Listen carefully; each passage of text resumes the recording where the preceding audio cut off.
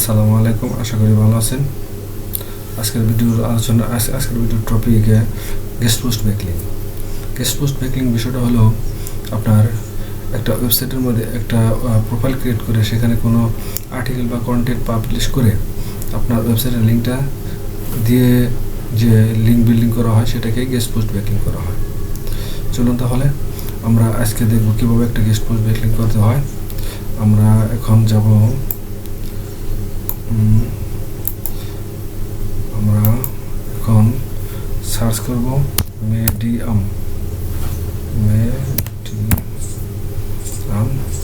Search বারে search করলাম medium থেকে আপনার আসলাম ভিতরে গেট স্টার্টেড। ওকে, আমরা একটা গেস্ট পোস্ট ব্যাকলিং করব। আমার একটা প্রোফাইল ক্রিয়েট করতেছি। ওকে, দেখুন আমরা হোমে আসলাম। আমার মূলত একটা এই জায়গায় অ্যাকাউন্ট ক্রিয়েট করা ছিল, এই কারণে আমি অ্যাকাউন্টে চলে আসলাম। এটা হলো আমার অ্যাকাউন্ট। এই যে আমি এখন কী করতে পারবো, লিখতে পারবো। ধরুন আমি টাইটেল এখানে টাইটেল দিতে বলছি। আমরা টাইটেল দিয়ে হলো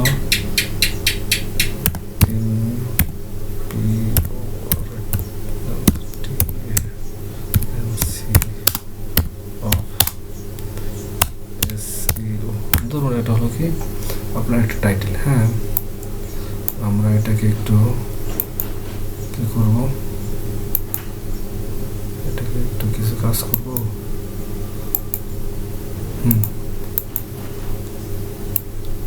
একটু বোল্ড বা তেমন কিছু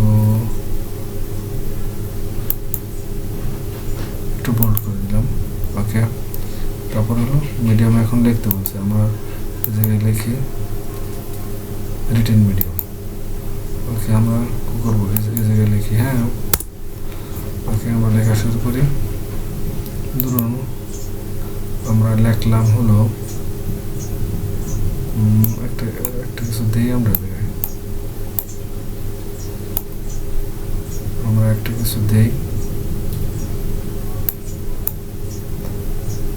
ছিলাম।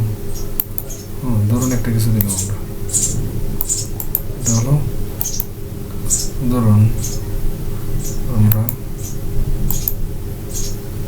এই যে আমরা এটা লিখলাম। ওকে, এখন ধরুন আপনি একটা ই কমার্স প্রোডাক্টের ওয়েবসাইটের লিঙ্ক দিবেন। আপনার এই কন্টেন্টটা হলো আপনার একটা ই কমার্স বিষয় নিয়ে লেখা, অথবা ধরুন আপনি একটা লার্নিং বা আপনার ডিজিটাল লার্নিংয়ের কোনো ওয়েবসাইটের কী করবেন সম্পর্কে একটা ওয়েবসাইটের একটা লিঙ্ক দিবেন। আপনি ওই সম্পর্কে যেহেতু ইম্পর্টেন্স অফ এসইও, তাহলে আপনি ওই সম্পর্কে আরও কিছু জানাতে চান। এখন জানাতে চাইলে আপনি কি করতে পারেন, ওই লিঙ্কটা এখন দিবেন আপনি। সো আমরা এই জায়গায় একটা অ্যাঙ্কর টেক্সট ব্যবহার করি। একটু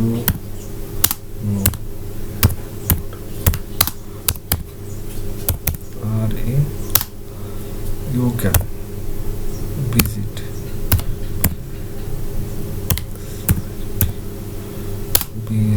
visit website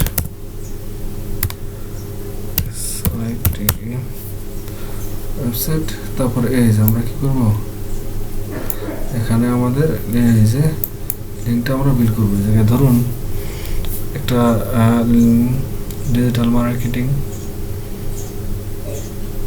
ধরুন একটা দিয়ে দিই shopbd.com। ওকে, এই যে আমরা দেখুন এখন এই যে আমাদের লিঙ্কটা বিল্ড হয়ে গেছে। এখন যদি আমরা কি করি, কেউ এই জায়গায় এখানে যদি কি করে ক্লিক করে, তাহলে রিডাইরেক্ট হয়ে আমাদের কোথায়, এই দেখুন রিডাইরেক্টিং হয়ে আমাদের এই যে একটা ওয়েবসাইটের ভিতরে নিয়ে আসছে। এটাকে কি বলা হয়, গেস্ট পোস্ট ব্যাকলিং বা ওয়েব 2.0 ব্যাকলিং বলা হয় থাকে। এখন যদি আমরা এটা এখানে পাবলিশ করি, আমাদের এটা কি পাবলিশ হয়ে যাবে। স্টোরি প্রিভিউ, আপনি প্রিভিউ স্টোরি করে দেখতে পারেন। দেখুন কত এর মধ্যে আছে এগুলো। তবে সাথে আপনি আর পাবলিকেশন আরও অনেক কিছু জায়গায় অ্যাড করতে পারেন। আমাদের ওই জায়গায় এত কিছু দরকার নেই। তো আপনার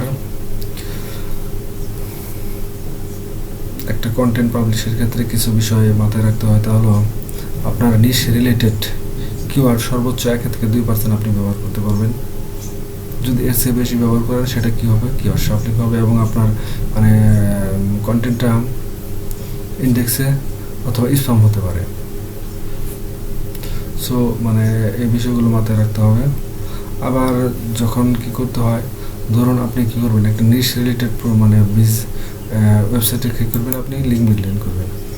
সেক্ষেত্রে আপনাকে কী করতে হবে, প্রথমে ওই ওয়েবমাস্টারকে আপনার আউটরিচ করতে হবে যে আমি কী করতে চাই, আপনার ওয়েবসাইটে একটা লিঙ্ক বিল্ডিং করতে চাই। সে যদি রাজি হয় তাহলে আপনি লিঙ্ক বিল্ডিং করতে পারবেন। আর এই ধরনের লিঙ্ক বিল্ডিং করার একটা সুবিধা হলো আপনি কী করতে পারবেন, ওই জায়গা থেকে রেফারিং ব্যাকলিং পাবেন। আর আরও কিছু বিষয় মাথায় রাখতে হয়। তা হলো আপনার যে ওয়েবসাইটে আপনি লিঙ্ক বিল্ডিং করবেন সেই ওয়েবসাইটে ডিএপিআইটাও বিবেচনা করতে হয়, তারপর এস বিবেচনা করতে হয়। এসব বিষয়ে বিবেচনা করে একটা লিঙ্ক বিল্ডিং করতে হয়। থ্যাংক ইউ সাথে থাকার জন্য। আসসালামু আলাইকুম।